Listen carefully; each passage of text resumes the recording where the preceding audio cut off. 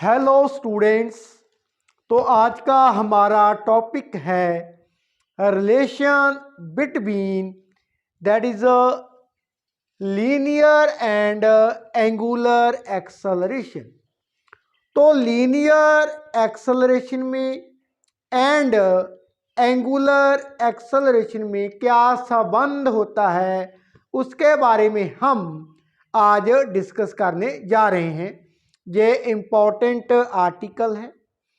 तो स्टूडेंट सबसे पहले what is a linear acceleration. Acceleration क्या होती है? Linear acceleration when the object move along a straight line, एक सीधी लाइन में एनी ऑब्जेक्ट वो क्या है, मूव करता है, उसकी वेलोसिटी, उसका जो वेग है, with the passage of time वो इंक्रीज हो रहा है और डिक्रीज हो रहा है, जो वेग है। तब हम कहते हैं the motion of the object is accelerated motion. Means acceleration क्या होती है? The rate of change of velocity with respect to time. लेकिन यहां पर जो ऑब्जेक्ट है it moves in a circular path in anti clockwise direction. हमने discuss किया है, ऑब्जेक्ट को कंसिडर किया है। एक ऑब्जेक्ट है moving in anti clockwise direction in a circular path. तो अब इसका linear as well as angular acceleration में क्या संबंध है, क्या रिलेशन है, आइए उसको डिस्कस कर लेते हैं। तो student consider that an object is moving along a circular path.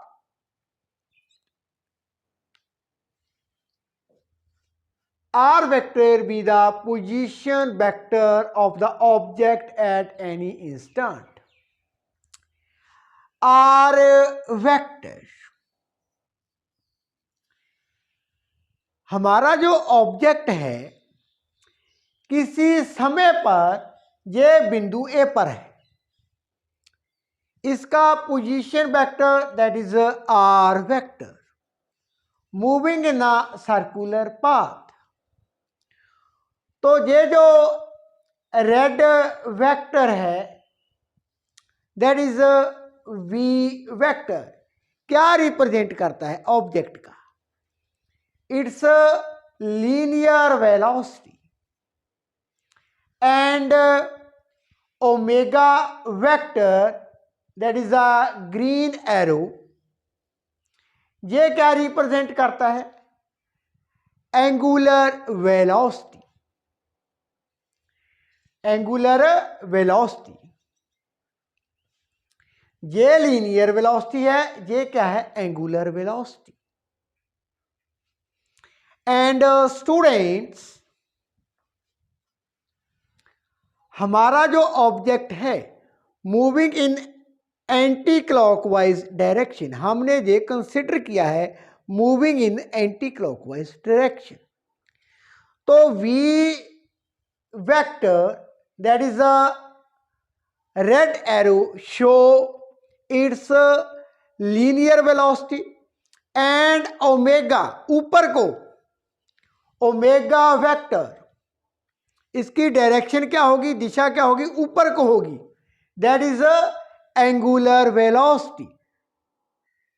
ये लीनियर वेलोसिटी, ये क्या है? Angular velocity. मीन्स दोनों में एंगल कितना होगा, कोण कितना होगा? That is 90 degree. आइए आगे। Linear velocity that is we vector, angular velocity omega vector.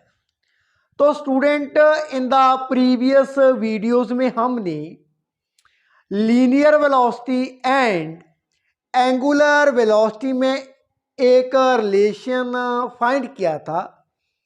Linear velocity V vector equal to किसके इक्वल होती है? Angular velocity cross are vector. ये रिलेशन मैंने प्रीवियस वीडियो में अच्छी तरह से एक्सप्लेन कर दिया था, वो वीडियो भी आपने देख लेनी है। Linear velocity equal to angular velocity cross are vector. Now students, linear acceleration क्या होती है? The rate of change of velocity with respect to time acceleration equal to dv vector over dt. The rate of change of velocity with respect to time. तो यहां पर linear acceleration किसके equal होगी? Acceleration equal to d v vector over D t. Now v vector किसके equal है? Means acceleration equal to d over D t omega vector cross are vector. Now students, यहां हमारे पास two term का derivative है, तो इसके लिए क्या फार्मूला होता है? तो स्टूडेंट इसके लिए जो फार्मूला होता है, this is the first term, this is the second term. अब acceleration equal to first term को हम एज इट इज रखते हैं ओमेगा वेक्टर, सेकंड टर्म का डेरिवेटिव कर देते हैं D R vector over D T plus, अब derivative of first term, derivative of first term जो सेकंड है वो क्या है? As it is. Now student, इसको मान लेते हैं इक्वेशन नंबर 1। अब student D R vector over D T ये क्या रिप्रेजेंट करती है?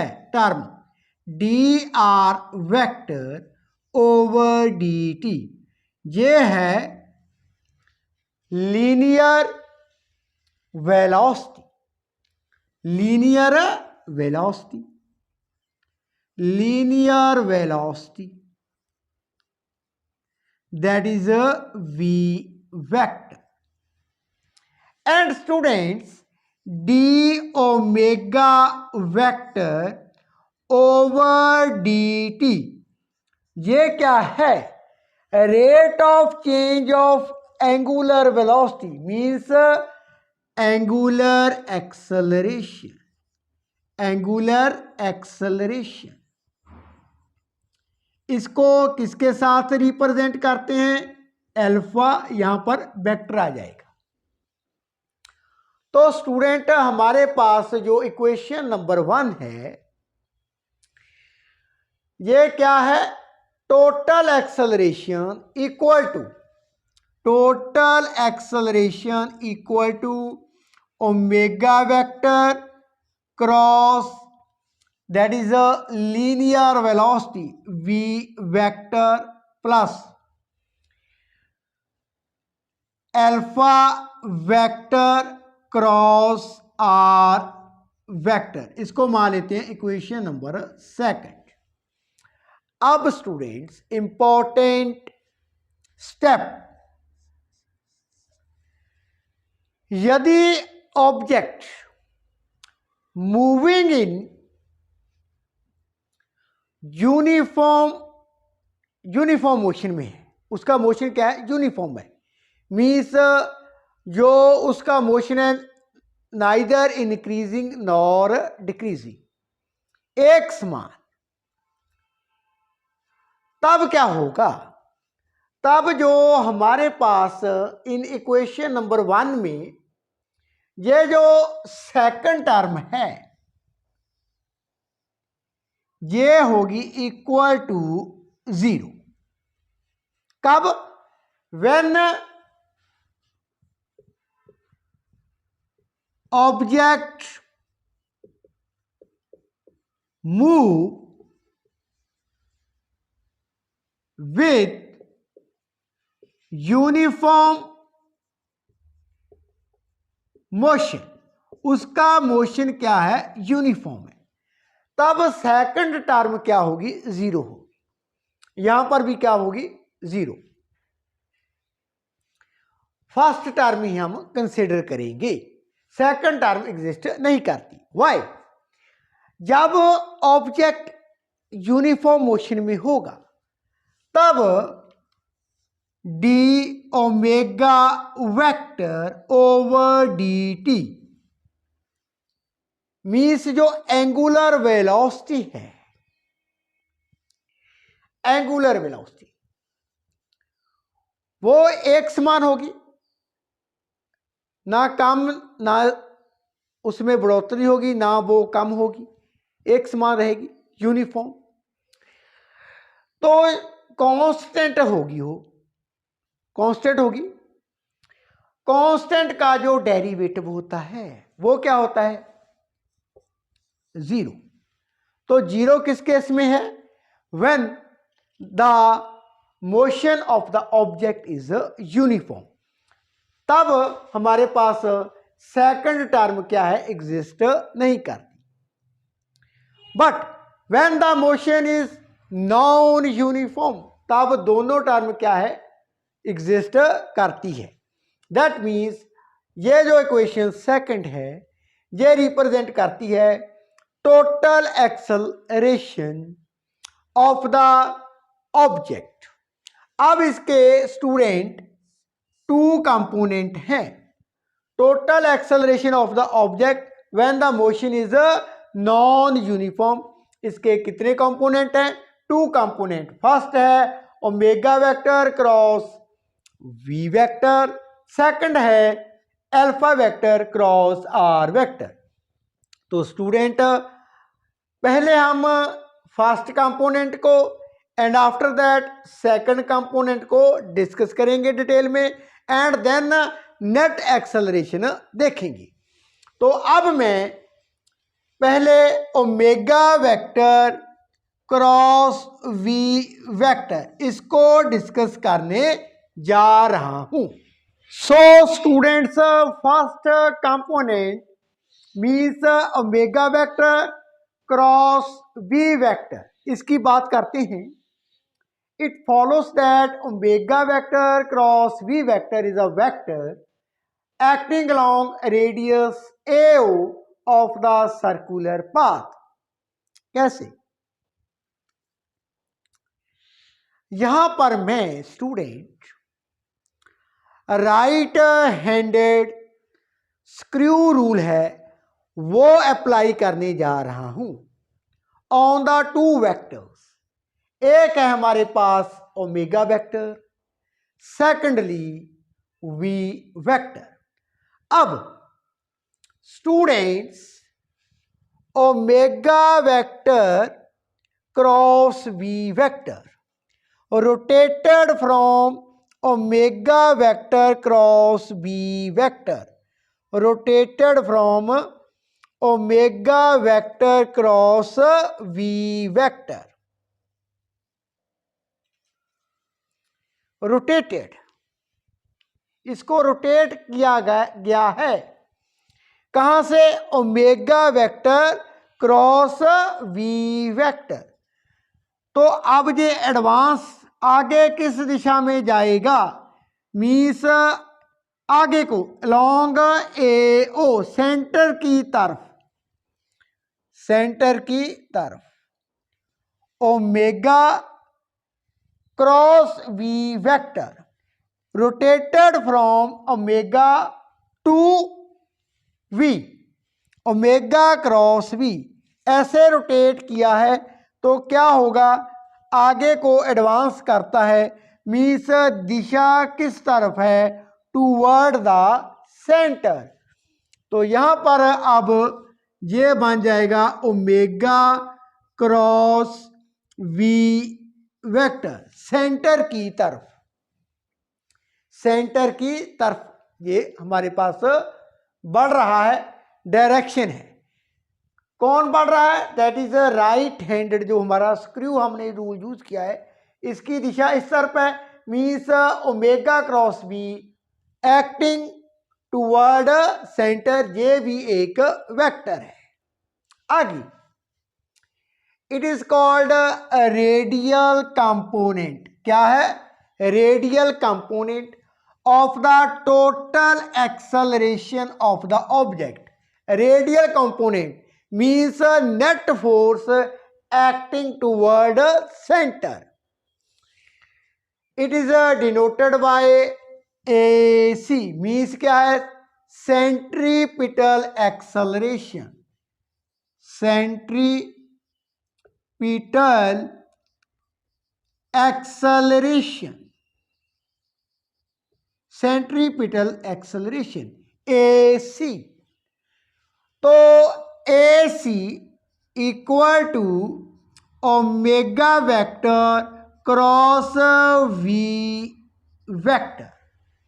अब स्टूडेंट्स हमने ऑलरेडी डिस्कस किया था omega vector and v vector, angle कितना है, कोण कितना है इनमें, 90 degree. So AC equal to now omega v sine 90 degree, sine 91। तो हमारे पास AC means centripetal acceleration equal to omega we.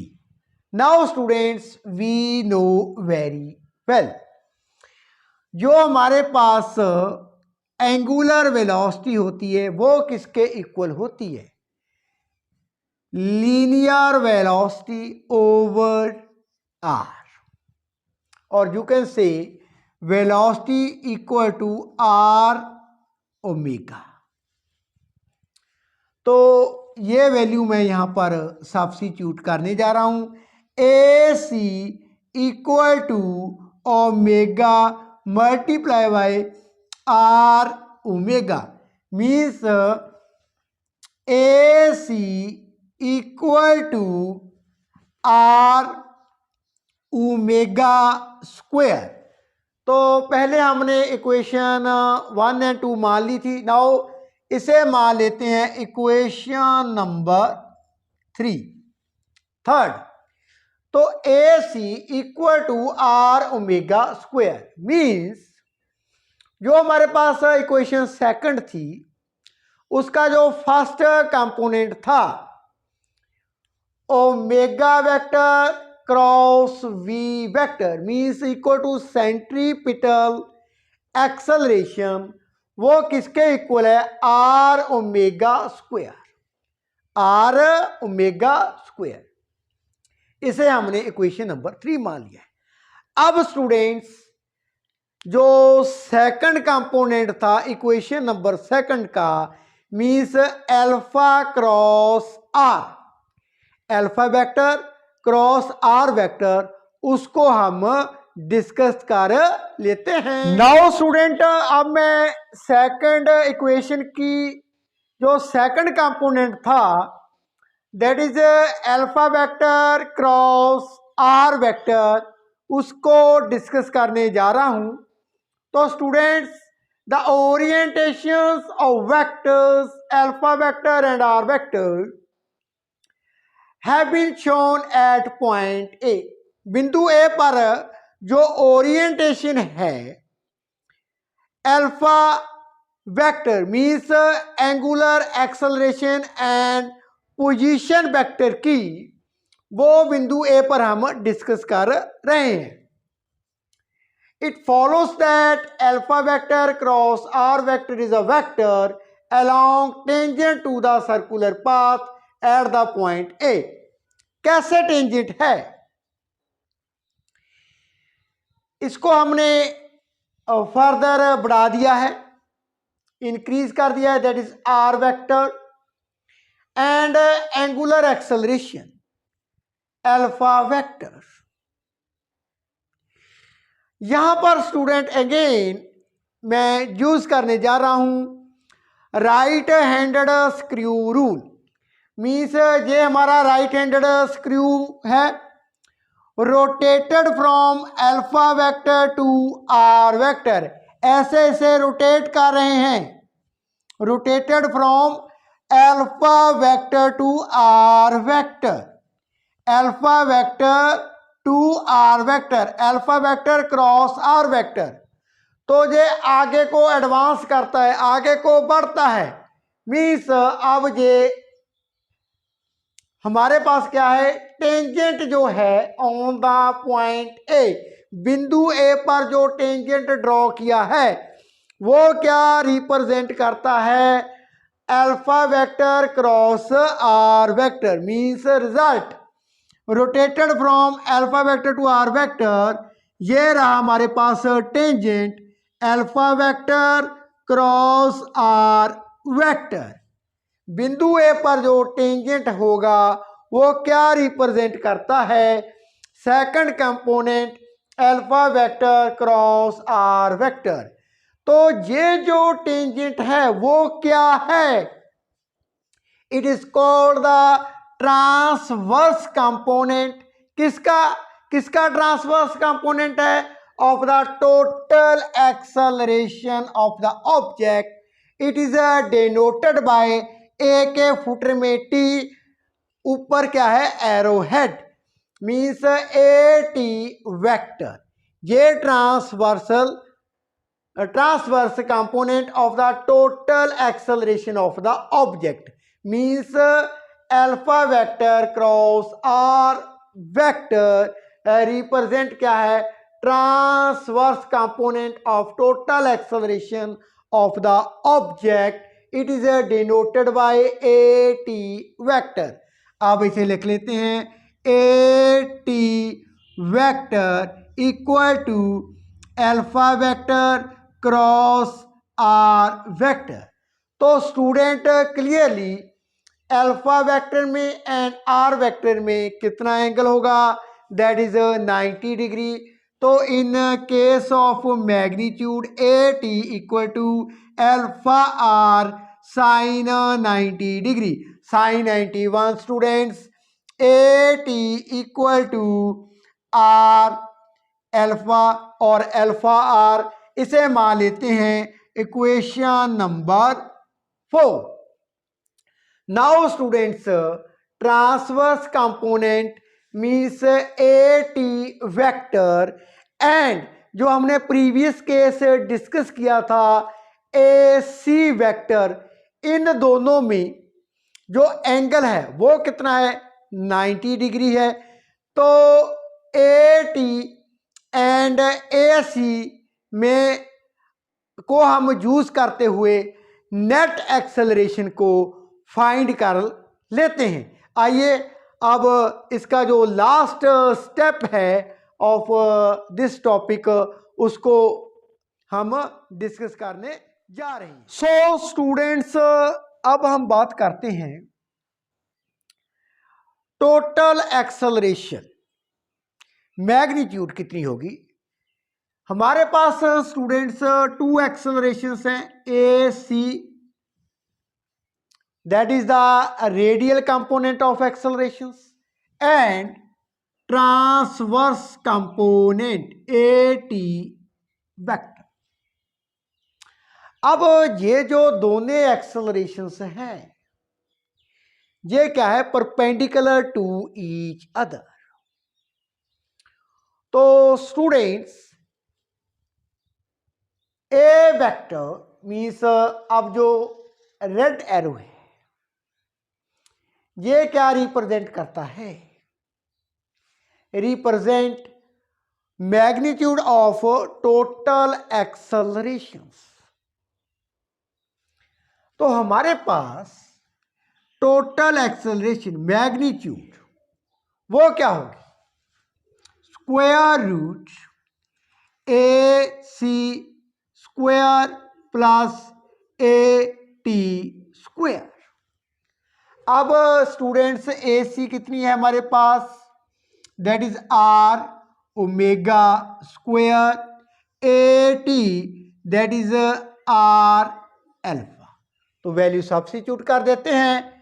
Total magnitude of acceleration ये कितनी होगी, square root that is are omega square whole square plus r alpha इसका square, equation number 5।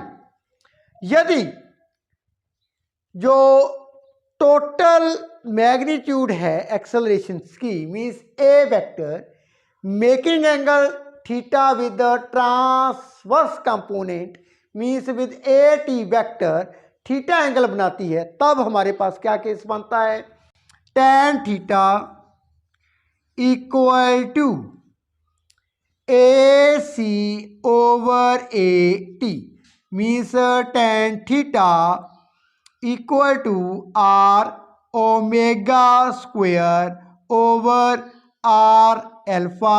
Are के साथ R cancel हो जाता है, तो tan theta equal to omega square over alpha. इसे मान लेते हैं equation number 6। Students equation 5 equation 6 gives magnitude of total एक्सेलरेशंस।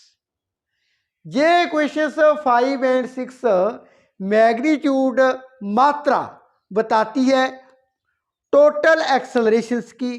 कब, when the object in non uniform motion.